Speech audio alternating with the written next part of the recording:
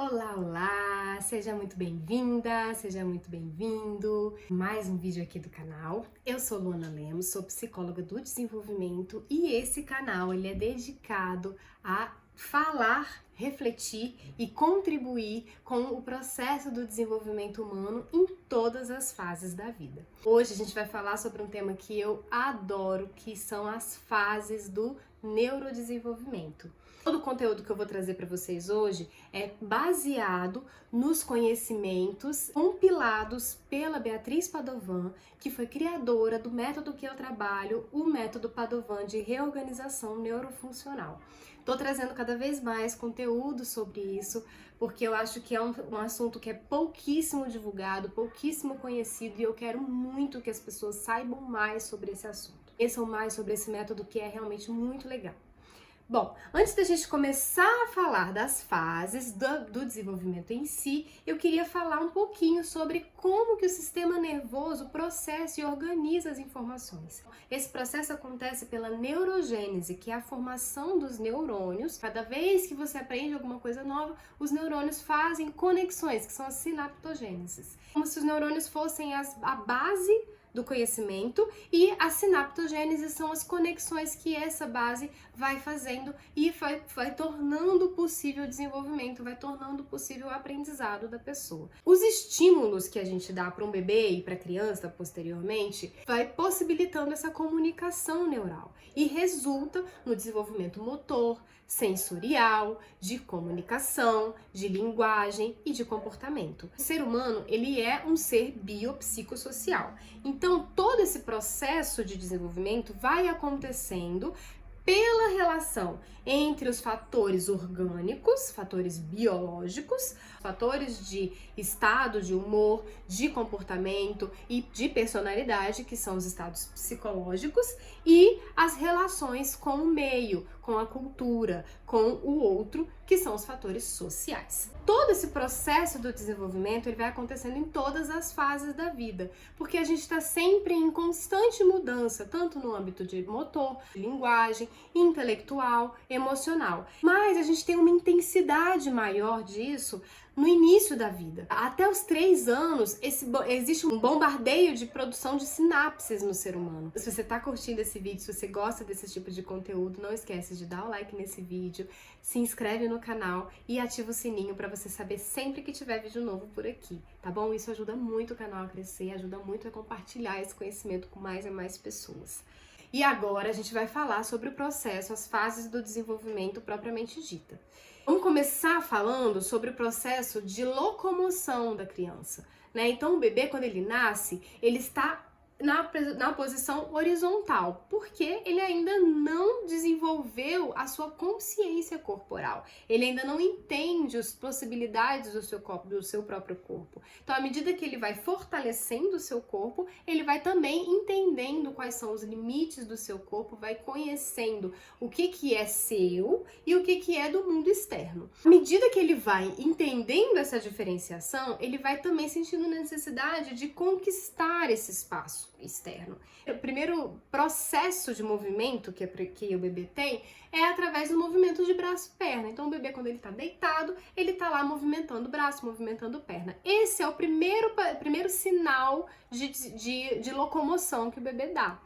À medida que ele vai crescendo, vai querendo conquistar esse espaço, ele vai tentando, por exemplo, pegar alguma coisa. Então, ele tá aqui deitado e aí ele vê um negocinho ali, a pomada de passar no bumbum que tá ali, que a mãe deixou do lado dele. Aí, ele vai lá tentar pegar. Na hora que ele tenta pegar, ele se estica para pegar, ele vai, puf, rola. Aí, esse é um grande marco de desenvolvimento, né? Que ele aprende a rolar. Quando ele começa a rolar, ele já tá pronto para começar a locomoção, para começar a conquistar esse espaço, né? E sair do lugar. E aí, com as barrigas no chão, ele pode começar a rastejar, se arrastar no chão para poder se locomover e ir para onde quer. Depois que ele começa a rastejar, ele vai começando a subir e engatinhar, para só depois ele começar a levantar e ficar na posição vertical, vencendo a gravidade. Percebe que esse processo todo, ele demora um ano para acontecer. Precisa desse período para poder ele desenvolver esse processo de autonomia, de liberdade. O andar ereto, ele é uma possibilidade de liberdade muito grande. É um marco muito grande do desenvolvimento humano. Depois, lá por volta dos 3 anos, é que ele tá com esse andar realmente amadurecido, que ele começa a fazer andar cruzado, que a gente chama, que é de cruzar mão e perna, né? Então, o bebê, quando ele tá no comecinho, ele tá andando assim, né? Ele anda que nem um patinho. E aí, quando ele começa a fazer esse andar, ele começa a baixar as mãos e cruzar o andar, ele tá com esse andar realmente amadurecido. Isso acontece só depois dos 3 anos. E o que proporciona esse desenvolvimento saudável da locomoção? Esse desenvolvimento saudável do andar? O adulto, nessa fase, ele tem um papel de guia auxiliar. O adulto precisa estar ali, proporcionando um ambiente adequado para esse bebê desenvolver e observando, contemplando esse processo, deixar que a natureza flua. E sempre que ele perceber alguma coisa que precisa de auxílio, ele ir lá auxiliar, sem impedir que o bebê desenvolva com liberdade. A pessoa precisa permitir que esse ambiente seja adequado. Como que ela pode fazer isso? Por exemplo, deixando a criança o máximo de tempo no colchão, por exemplo, e ficar de bruços, né? Então, o bebê que fica de bruços, ele tem a possibilidade de começar a se mexer mais. Esse ficar de bruços dá mais mobilidade, dá mais vontade, mais ímpeto de querer movimentar. Então, deixar o bebê de bruços é uma forma de estar estimulando que esse processo aconteça naturalmente. O uso excessivo de carrinho, de berço, de chiqueirinhos e de cadeirinhas não é tão aconselhável, né? Então, assim, sempre que possível, deixar o bebê livre, com movimentação livre, né? Num colchãozinho e tudo mais. Quando o bebê começa já a rolar, né? No momento que ele começa a rolar, já pode colocar ele numa superfície mais rígida, né? Que ainda seja quente. Então, por exemplo, um emborrachado, um colchonetezinho, que ele possa começar a fazer esse processo de movimento, né? E aí, quando ele já tá rastejando, você pode colocar ele realmente no chão.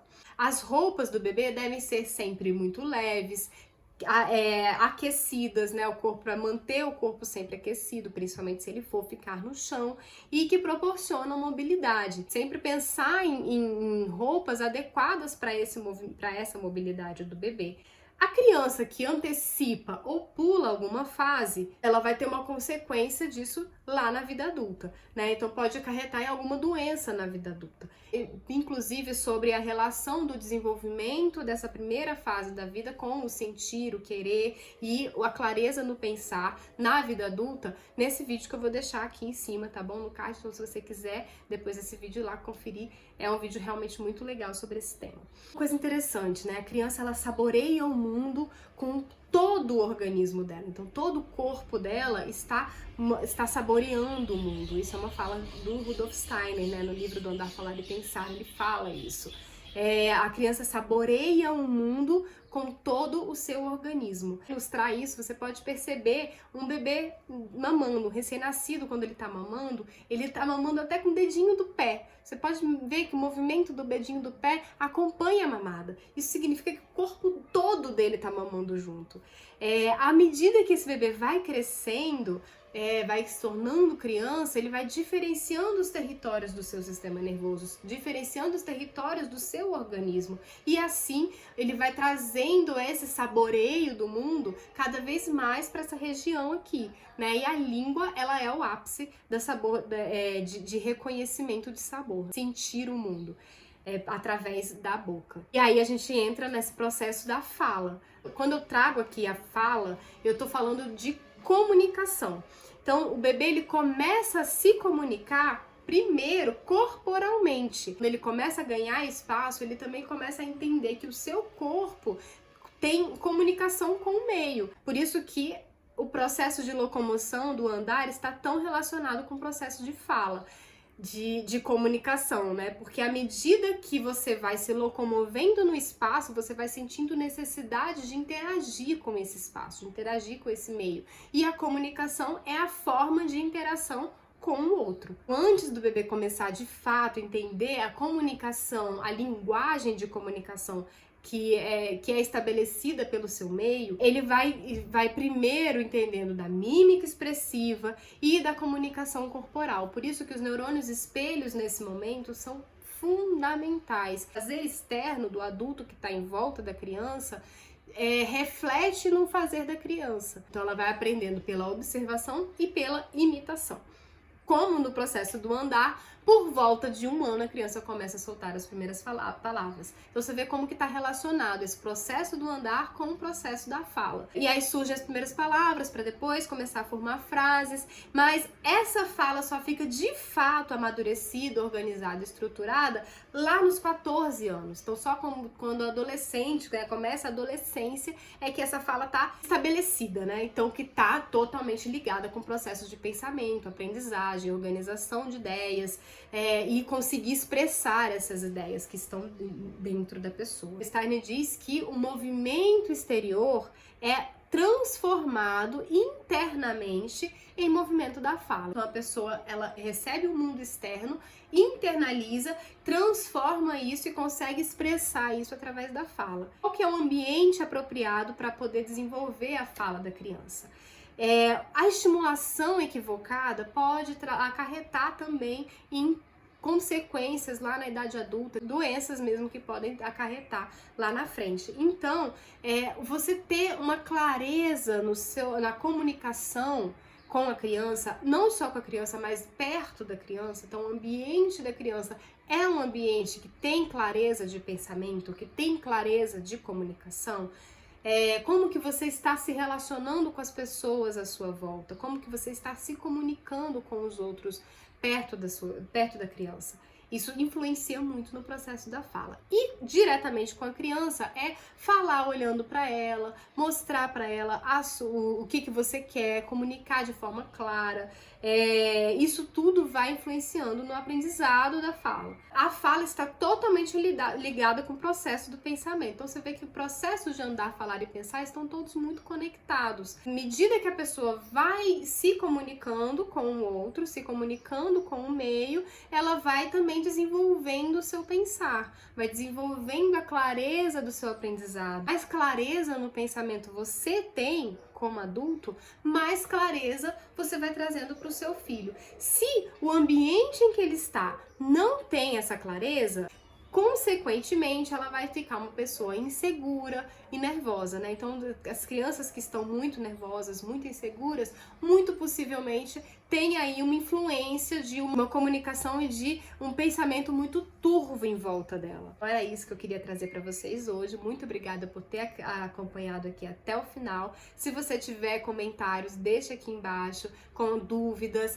sugestões e críticas que eu vou receber com o maior carinho. Um beijo e até a próxima!